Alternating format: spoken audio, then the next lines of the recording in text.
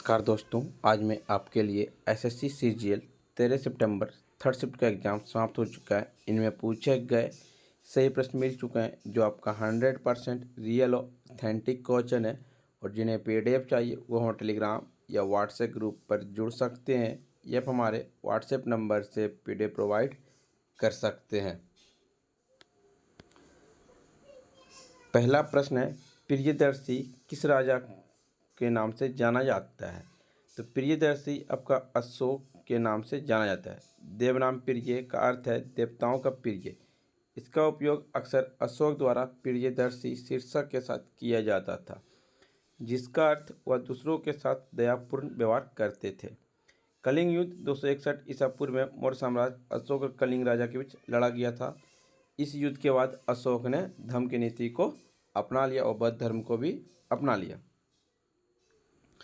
चंद्रगुप्त मौर्य वंश के संस्थापक थे। उन्होंने 305 ईस्वी में सिल्यूकस निकेटर अलेक्जेंडर, जिसने इंडियन को नियंत्रित किया, खिलाफ उन्होंने उसे हराया। चंद्रगुप्त ने अपने जीवन के अंतिम काल में जैन धर्म को अपनाया और अपने बेटे बिंदुसार को सत्ता सौंप दी। बिंबिसार 544 ईसा पूर्व से 492 ईसा पूर्व ने सबसे पहले मगध की नींव रखी, जो बाद में पाटलिपुत्र बन गया। बिंबिसार ने काफ़ी हद तक पूर्व में अपने राज्य का विस्तार किया, जहां बाद में मौर्य साम्राज्य का विस्तार हुआ। कनिष्क कुषाण साम्राज्य के सबसे शक्तिशाली कनिष्क थे, जो 78 ईस्वी से 103 ईस्वी तक उनके साम्राज्य की राजधानी फिरोजपुर पेशावर था। उसने 78 ईस्वी में शक संवत की शुरुआत की। कनिष्क बौद्ध धर्म का संरक्षक था।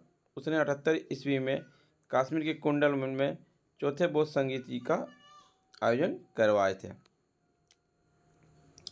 2023 महिला विश्व कप के सेमीफाइनल में man of the match India Australia के बीच में किसे मिला? तो एसल गार्टनर को मिला था मैन ऑफ द मैच।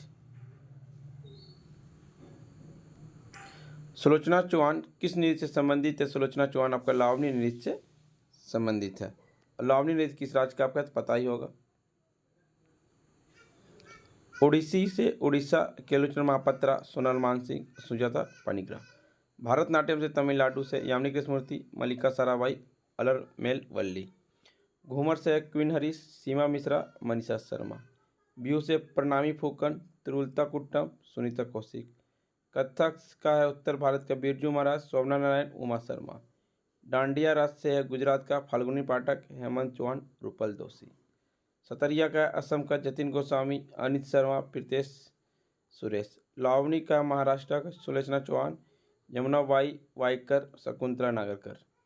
छऊ का आपका झारखंड राज्य का गुरु अनंत चरण महतो, गुरु सरधर, आचार्य निरंजन गोराई। कालबेलिया आपका राजस्थान का नृत्य, गुलाबो सपेरा, शकुंतला सपेरा, गुलाब खान। मणिपुरी का मणिपुर, गुरु विपिन सिंह, दर्शन झावरी, एलन एंड्रा देवी। सबलपुर का आपका उड़ीसा का सुरेंद्र नाथ जैन, सिकंदर आलम, जगबंधु पटनायक। गिद्धा आपका पंजाब का ज्योति ढिल्लो, हरभजन मान, रानी रणदीप। लंगा मंगनियर का राजस्थान का मामे खान, कुटेर खान, अनवर खान, मांगे नियर। यक्षगान का कर्नाटक का के शिवरम क्रांत, श्रीनिवास उडुपा, चितनानी रामचंद्र हेगड़े। झूमर का पंजाब का सुरेंद्र कौर, मोहम्मद सदीक, संदीप सत्ती।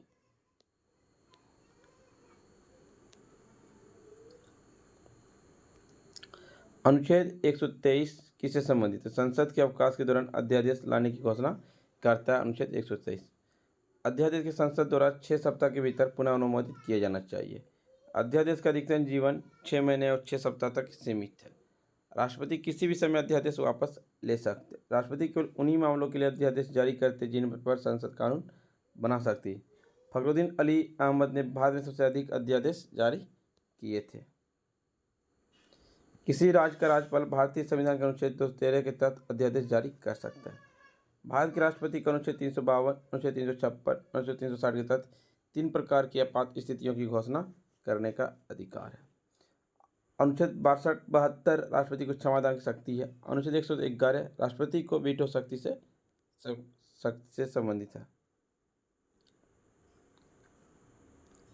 धारा का सही मात्रक क्या है? एम्पियर। विद्युत धारा का एम्पियर नामक एक मात्रक द्वारा व्यक्त किया जाता है, जिसका नाम फ्रांसीसी वैज्ञानिक आंद्रे मेरी एम्पियर के नाम पर रखा गया। एम्पियर को 1 सेकेंड में दिए गए परिपथ के माध्यम से प्रवाहित आवेश के एक मात्रक के रूप में परिभाषित किया जा सकता है। लंबाई का सही मात्रक मीटर होता है, द्रव्यमान का सही मात्रक किलोग्राम, समय का सही मात्रक सेकेंड, विद्युत धारा का सही मात्रक एम्पियर, ताप का केल्विन, प्रकाश तीव्रता का सही मात्रक कैंडेला, पदार्थ की मात्रा का मोल, आवेश का कूलम, शक्ति का वाट सही मात्रक होता है। हिंदू कॉलेज की स्थापना 1791 में देश कहाँ हुई थी? तो बनारस में हुआ था। प्राचीन संस्कृत ग्रंथों के अध्ययन को प्रोत्साहित करने के लिए 1791 में हिंदू कॉलेज की स्थापना की गई थी। Shri Jonathan Deccan governor general Lord Cornwallis ने संस्कृत कॉलेज की स्थापना किए थे। 1791 में जोनाथन डक्कन में बनारस हिंदू कानूनों और दर्शन के अध्ययन को बढ़ावा देने के लिए कॉलेज की स्थापना की। 1958 में संस्कृत कॉलेज की एक विश्वविद्यालय बन गया और 1974 में नाम बदलकर संपूर्ण संस्कृत विश्वविद्यालय कर दिया गया। इनमें से कौन जायद फसल नहीं है? तो जायद फसल आपका जो है कद्दू है, ककड़ी है, तरबूज है, करेला आदि सभी जायद फसल के प्रकार है। जायद का मौसम खरीफ और रबी के मौसम के बीच का एक छोटा सा मौसम होता है। इस मौसम में उगाई जाने वाली फसलों को जायद फसल के रूप में जाना जाता है। खरीफ फसलों को मानसून फसलों के रूप में जाना जाता है क्योंकि उनकी मानसून की मौसम में खेती की जाती है। ये फसलें बारिश के मौसम की शुरुआत में बोई जाती। चावल, मक्का, बाजरा, रागी, सरबत, सोयाबीन, मूंगफली, कपास आदि ये सभी खरीफ फसल हैं। रबी फसल ये वे फसलें जिन्हें मानसून के मौसम के अंत में या सर्दियों के मौसम की शुरुआत में बोया जाता है। इन फसलों को सर्दियों की फसल रूप में जाना जाता है। गेहूँ, सरसों, दालें, जौ आदि सभी रबी फसल हैं। तेरह ताली नृत्य किस राज्य से संबंधित है? तेरह ताली राजस्थान का प्रसिद्ध लोक नृत्य है। यह कमाट जनजाति द्वारा किया जाता है। तेरह ताल प्रदर्शन करते हुए महिला लोक भूमि पर बैठती है, पुरुष सिर्फ गाते हैं। तेरह ताली नृत्य एक दिलचस्प हिस्सा धातु के झांझ को शरीर के विभिन्न भागों में बांधना और ज़्यादातर पैरों पर। कई अवसरों में महिला अपने दांतों के बीच एक तलवार पकड़ती है और अपने सिर पर एक सजावटी बर्तन को संतुलित करती है। डीपीएसपी के बारे में भीमराव अम्बेडकर ने क्या कहा था? भारतीय संविधान की अनूठी विशेषता कहा था भीमराव अम्बेडकर ने। भीमराव अम्बेडकर ने अनुच्छेद 32 को क्या कहा था? संविधान का आत्मा। डॉक्टर भीमराव अम्बेडकर ने राजनीति निर्देशक सिद्धांतों को भारतीय संविधान की अनूठी विशेषता के रूप में वर्णित किया गया है। भारतीय संविधान के भाग 4 में अनुच्छेद 36 से 51 तक राजनीति निर्देशक सिद्धांतों का उल्लेख किया गया। और डीपीएसपी आपका आयरलैंड संविधान से उधार लिया था। 1937 ईस्वी में आयरलैंड ने स्पेन से उधार लिया था। और राजनीति निर्देशक को केटी से ने कहा था यह एक बैंक के चेक के समान है। मन्नार की खाड़ी कहाँ स्थित है? तमिलनाडु के पूर्व में स्थित है। यह दक्षिण पूर्व एशिया में पहला समुद्री बायोस्फीयर रिजर्व है। मन्नार की खाड़ी 5.8 मीटर की औसत गहराई के साथ हिंद महासागर में लक्षद्वीप सागर का हिस्सा बनने वाली एक बड़ी पलथली खाड़ी है। यह कोरोमंडल तट क्षेत्र भारत के दक्षिण पूर्वी सिरे और श्रीलंका के पश्चिमी तट पर के बीच स्थित है। आदम का पुल उर्फ राम सेतु के रूप में जाने जाने वाले निचले द्वीपों और चट्टानों की श्रृंखला जिसमें मन्नार द्वीप भी शामिल है। मन्नार की खाड़ी को पालक खाड़ी से अलग करती है जो भारत और श्रीलंका के बीच उत्तर में स्थित है। गांधी इरविन समझौता कब किया गया? 5 मार्च 1931 को किया गया। गांधी इरविन समझौता 5 मार्च 1931 को महात्मा गांधी और वायसराय लॉर्ड इरविन के बीच किया गया। इस समझौते में गांधी ब्रिटिश शासन के खिलाफ भारत में सविनय अवज्ञा आंदोलन को समाप्त करने और दूसरे गोलमेज सम्मेलन में शामिल होने के लिए सहमत हुए। पूना संधि 24 सितंबर 1932 को भारत के पूना की यरौदा सेंट्रल जेल में हस्ताक्षर किए थे। यह भी भीमराव अम्बेडकर और महात्मा गांधी के बीच एक समझौते का संदर्भित करता है। इसे भीमराव अम्बेडकर ने दबे कुचले वर्गों के लिए और मदन मोहन मालवीय ने उच्च जाति के हिंदुओं को खाते में हस्ताक्षर किए, जिसके परिणाम गांधी जी ने मैक डोनाल्ड सांप्रदायिक पुरस्कार के खिलाफ क्रोध के रूप में जेल में बंद किया गया।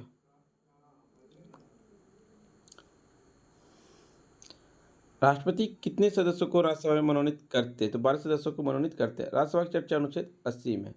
राज्यसभा एक अस्थायी सदन है जिसका विघटन नहीं होता। इसकी अधिकतम संख्या 250 है, लेकिन वर्तमान में राज्यसभा की कुल सीट की सदस्यता 245 है। हालांकि हर दूसरे साल में एक तिहाई सदस्य की सेवानिवृत्त हो जाता है और हर तीसरे साल की शुरुआती में नए चुनाव की ओर एक राष्ट्रपति का नामांकन के द्वारा उनकी सीटों को भर दिया जाता है। राज्यसभा में SC और ST के लिए कोई सीट आरक्षित नहीं है। जनप्रतिनिधित्व अधिनियम 51 के मुताबिक राज्यसभा सदस्य का कार्यकाल 6 वर्ष का होता है। राष्ट्रपति द्वारा राज्यसभा में 12 सदस्यों को मनोनीत किया था जो साहित्य, विज्ञान, कला और सामाजिक क्षेत्रों में विशेष ज्ञान या व्यवहारिक अनुभव रखते हैं।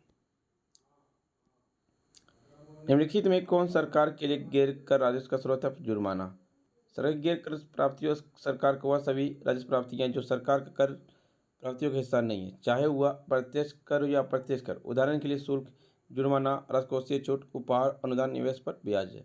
नमस्ते फ्रेंड्स, वीडियो पसंद आई तो लाइक, शेयर, सब्सक्राइब जरूर करें और पीडीएफ पाने के लिए आप हमारे टेलीग्राम या व्हाट्सएप ग्रुप पे जुड़ सकते हैं। डिस्क्रिप्शन लिंक दे दिया गया। तब तक के लिए धन्यवाद फ्रेंड्स, मिलते हैं नेक्स्ट वीडियो में। जय हिंद, जय भारत।